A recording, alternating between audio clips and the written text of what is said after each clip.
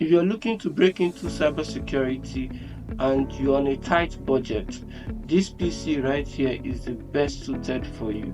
Now, not every PC can be used in the domain of cybersecurity. There are certain specifications that you need in a PC for you to be able to use it efficiently in cybersecurity. So I'll be going through some of those specifications you need for your system to have for you to be able to use it efficiently in cybersecurity. Number one is the processor.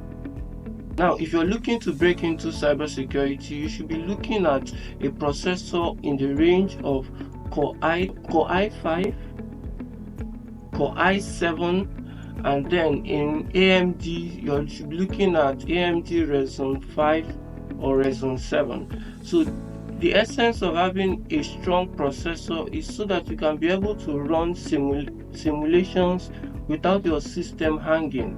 You can be able to run multiple virtual machines, especially when you'll be doing things like penetration testing. You will need a processor that can handle those multiple operations simultaneously.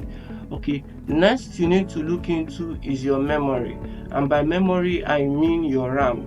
So your PC should have at least 16 gig of RAM so as to run multiple virtual machines, because these virtual machines need RAM, they need memory.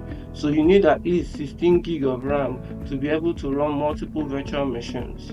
Now, next thing you need to look into is your storage, and your storage should be at least 500 gigs. If you can make it up to 1 terabyte, even better, because to be able to run some of the operations in cybersecurity like logs contain a lot of space. We're able to have multiple virtual machine images.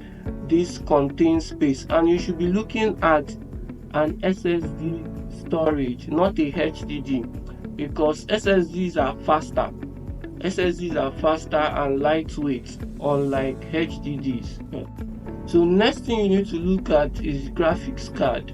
Now, graphics card is not compulsory, it's not too necessary, except you'll be carrying out operations like password cracking or machine learning in cybersecurity.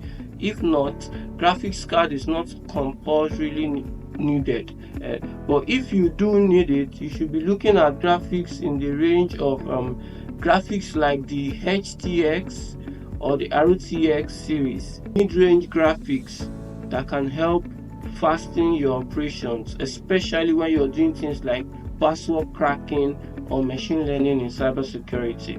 So next thing you need to look at is your operating system. Now, when it comes to cybersecurity, the ideal operating system is Linux, but for a beginner you can do with Windows.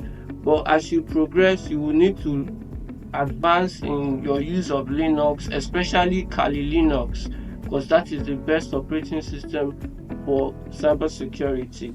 So next thing you need to look at is your virtualization support.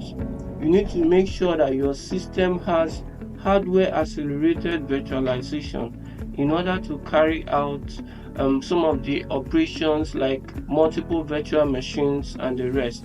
You need to ensure that your system has the support for hardware accelerated virtualization. Next you need to look into is your networking capabilities. You need to ensure that your system has Wi-Fi card.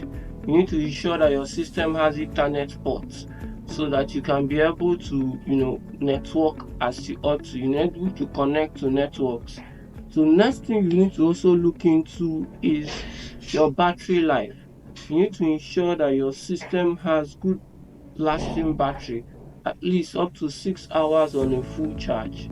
So you need to ensure that your system can last up to 6 hours, because especially if you're working in places where energy is not constant, so you need to ensure that your battery can last. And as well, you need to look into portability.